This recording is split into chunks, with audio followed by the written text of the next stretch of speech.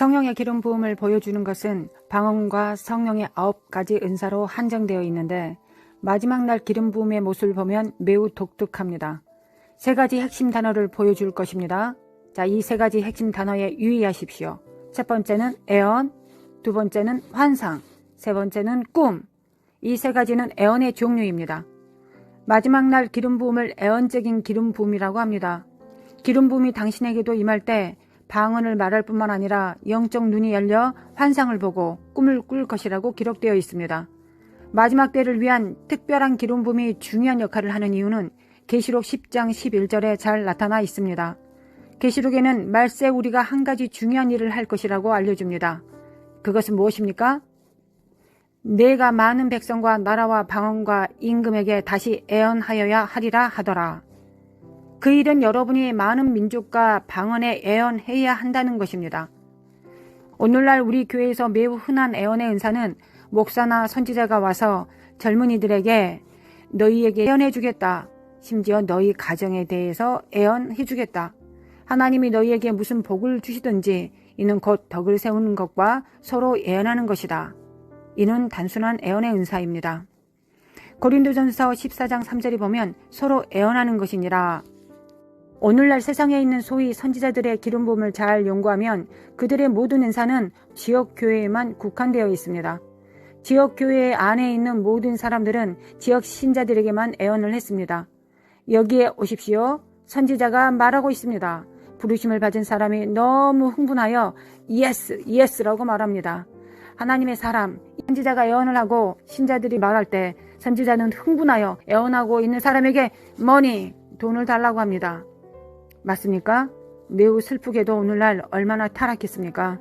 당신은 절대 그렇게 해서는 안 됩니다. 이와 같이 하면 하나님이 당신에게 주신 기름 부음이 제거될 것입니다. 이 마지막 기름 부음은 그런 목적을 위함이 아닙니다. 이 성경 구절을 보십시오. 너무 많은 민족에게 애언하리라. 헬라어로 민족이란 말은 백성 그룹입니다. 가나에 많은 부족들이 있고 아프리카에 많은 부족들이 있습니다. 그들은 종족 그룹으로 가서 애언할 것입니다. 그것이 첫 번째입니다. 두 번째, 당신은 모든 열방에 애언할 것입니다. 하나님은 당신을 인도하여 아프리카의 여러 나라로 갈 것이며 다른 세계 다른 나라로 가리니 열방에 장차 일어날 일을 애언할 것입니다. 뭇 열방에게 닥칠 위험한 일, 하나님께서 하실 좋은 일들에 대하여 애언할 것입니다. 세 번째, 방언, 다른 언어. 하나님이 초자연적으로 당신에게 다른 언어로 애언하는 은사를 주실 것입니다. 지금 아프리카와 같은 큰 대륙에서는 심지어 한 국가에서도 다른 언어를 사용합니다. 가나에서도 같은 문제가 있는 거 맞나요? 다른 부족으로 가세요. 그들은 다른 언어를 사용합니다. 다른 부족에 가면 그들은 다른 언어를 사용합니다. 이 말세에 당신이 배우지 않은 여러 방언으로 애언하게 하시도록 기름을 부으실 것입니다. 당신이 언어를 배웠으면 그 언어는 알지만 배우지 못한 언어는 모르고 오직 성령이 당신을 사용하여 그 언어로 애언할 것입니다. 네 번째로 당신이 왕들에게, 관원들 즉 정부 지도자들에게 애언할 것입니다. 하나님이 당신에게 그 나라에서 일어나는 일뿐만 아니라 관원들에게도 무슨 일이 일어나고 있는지를 보여주실 것입니다. 정부 리더들에게 무슨 일이 일어나고 있는지, 임명될 자들에게 무슨 일이 일어날지 하나님은 이 목적을 위해 당신에게 보여주실 것입니다. 기름 부음은 애언적인 것이므로 이것이 첫 번째 이유가 됩니다. 두 번째 이유는 하나님께서 말세에 이 애언적인 기름 부음을 부어주시는 것입니다. 이것은 메시아가 오시기 전에 선지자가 반드시 가서 길을 예비해야 하는 것이 영적인 법칙입니다. 그러므로 길을 예비하라. 신약에서 주 예수께서 오시기 전에 세례 요한이 먼저 와서 메시아가 오실 길을 예비하셨습니다. 이와 같이 이제 우리는 주 예수께서 다시 오시기를 기다립니다. 우리 모두는 주 예수의 오심을 기대하고 있습니다. 그는 한 나라에 오시지 않고 전 세계에 오십니다. 그러므로 선지자들은 주의 길을 예비하기 위해 전 세계에서 일어나야 합니다. 이것이 하나님께서 여러분들을 일으켜 세우시는 이유입니다. 주의 길을 예비하라. 하나님이 가나에 임하시기를 원하노라. 아멘. 하나님의 영광이 먼저 가나 전역에 임하기를. 아멘. 마지막 날 기름 부음의 목적이 되는 길을 예비하십시오. 지금이 선지자의 때임을 기억하십시오. 말세의 기름 부음이 애언적임을 기억하십시오. 그들은 환상을 보리라. 애언할 것이다. 꿈을 꾸리라. 이제 하나하나 자세히 살펴봄으로써 여러분들이 이 모든 것을 체험할 때 그것이 무엇인지 알게 하도록 도와드리겠습니다. 자, 그것이 어떻게 오는지 여러분은 그것을 알아볼 수 있을 것입니다. 주 예수께서 어제 저에게 이것을 오늘 여러분에 가르치라고 하셨습니다. 이는 그가 이제부터 여러분에게 말씀하실 것이기 때문입니다. 당신이 그런 경험을 하면 그것이 사실임을 알게 하려 함입니다. 여러분들이 이와 비슷한 경험을 하면 그것이 하나님께서 주신 것임을 여러분들이 깨닫게 하려 함입니다. 마귀에게서 온 것이 아니라 하나님으로부터 온 것입니다. 아멘. 그래서 카테고리 1번 환상은 매우 간단한 정의에서 환상이란 무엇입니까? 환상은 신성한 메시지를 보는 것을 의미합니다. 이제 주의 깊게 들으십시오. 저는 신성한 메시지를 들으라고 말하지 않았습니다. 그것은 신성한 메시지, 곧 신성한 메시지가 속성이 될 수 있기 때문입니다. 사도행전 2장 17절 하나님이 말씀하시기를 말세에 내가 내 영을 모든 육체에게 부어주리니 너희의 자녀들은 애언할 것이요 너희 젊은이들은 환상을 보고 너희의 늙은이들은 꿈을 꾸리라. 여러분의 아들과 딸들이 깨어질 것입니다. 그리고 다시 주께 돌아올 것입니다. 청년들은 환상을 볼 것이며 자, 말씀을 보십시오. 환상은 신성한 메시지입니다. 당신이 그것이 무엇인지 알 수 있습니다. 하나님은 당신에게 환상을 통해 그림을 보여줍니다. 당신은 그림을 보고 그림에서 하나님의 메시지를 보게 될 것입니다. 12장 6절에서 그것이 하나님이 말씀하시는 방법이라고 기록되어 있습니다. 이제 환상이 세 가지 형태로 올 수 있습니다. 영적 환상, 트랜스 또는 열린 환상. 그래서 영적 환상은 무엇입니까? 영적 환상은 영적인 그림을 보는 것입니다. 성경은 창세기 15장 1절에서 하나님께서 이 영적 환상을 통해 아브라함에게 말씀하셨다고 알려줍니다. 여호와께서 아브라함에게 이르시되 너는 너의 고향과 친척과 아비의 집을 떠나 내가 내게 보여줄 땅으로 가라. 보여줄 땅으로 가라. 그것은 좋은 예가 됩니다. 에레미야 1장 11절에서 16절과 같은 비유처럼 나타날 수도 있습니다. 여호와의 말씀이 또 내게 임하니라 이르시되 에레미야야 내가 무엇을 보느냐 하시매 내가 대답하되 내가 살구나무 가지를 보나이다.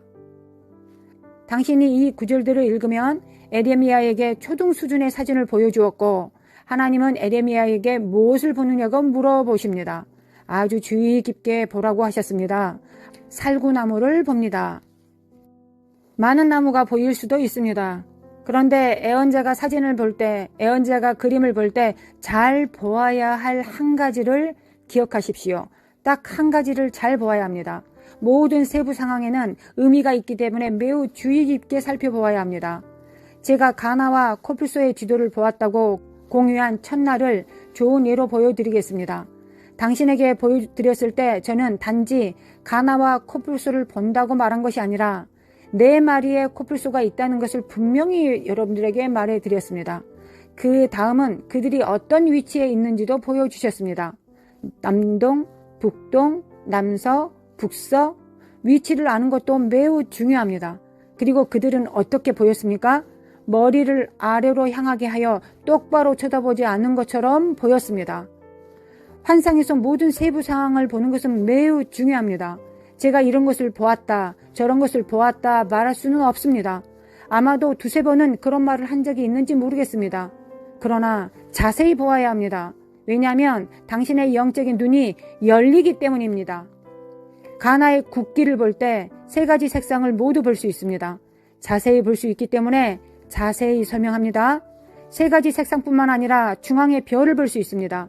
이것은 무엇을 나타냅니까? 제가 별을 보았을 때, 깃발을 보았을 때 영적 그림을 보았습니다. 당신의 나라는 매우 축복받은 나라입니다. 이 나라에 예수의 피가 은총을 베풀어 하나님의 영광이 되고 하나님의 눈의 별이 될 것입니다. 가나가 얼마나 멋진 나라인지 보십시오. 당신의 혈통은 하나님의 은총이고 하나님의 영광이고 당신은 하나님의 별입니다. 아멘. 여러분 지금 방금 설명을 들은 것처럼 아주 간단한 그림입니다. 모든 세부 상황을 관찰하는 것은 그러나 매우 중요합니다. 환상이 비유로 나타날 수 있기 때문에 하나님이 당신에게 그림을 보여주실 때 모든 세부 상황을 관찰해야 합니다. 두 번째 종류의 영적 환상은 메시지입니다. 한 가지 좋은 예를 보여드리겠습니다. 사도행전 16장 9절. 환상 중에 마게도냐 사람이 그 앞에 나타났습니다. 바울이 그를 보았을 때 마게도냐 사람이라는 것을 알았습니다. 어떻게 그가 마게도냐 사람이라는 것을 알 수 있었을까요? 어젯밤 훌륭한 제단사인 어니스트 사촌 중 한 명이 우리에게 가나 드레스에 파스타 벤조를 만들어 주고 싶어 해서 우리 몸을 측정하고 우리가 원하는 샘플을 보여주었습니다. 그래서 저는 그에게 그가 만든 다양한 디자인에 대해 몇 가지 질문을 했습니다. 제가 볼 때 일부 디자인에서 그들은 매우 인도적으로 보인다고 말했습니다. 그들은 이것이 인도풍이 나는 것이 맞다고 말했습니다. 수년에 걸쳐 아프리카에서, 파키스탄에서, 인도에서 디자인을 가져와서 모두 함께 혼합하여 새로운 퓨전 디자인을 생각해냈다고 합니다. 그는 독창적인 것이 있다고 말했습니다. 오리지널 가나 디자인, 그 드레스를 입으면 아프리카 어디든 갈 수 있습니다. 사람들이 당신을 볼 때 당신이 가나 출신이라는 걸 알게 될 것입니다. 같은 방식으로 마게도냐 사람이 바울 앞에 나타났을 때도 마찬가지입니다. 자신이 다른 곳에서 온 사람이 아니라 마게도냐 사람임을 알 수 있도록 의상을 입고 있었을 것입니다. 그 사람도 바울에게 마게도냐에 와서 도우라고 말했습니다. 환상 중에 마게도냐로 직접 초청을 했습니다. 세 번째, 열린 선교 환상입니다. 당신이 보는 것은 실제 사건이고 정확히 일어날 것입니다. 사도행전 9장 10절에서 12절입니다.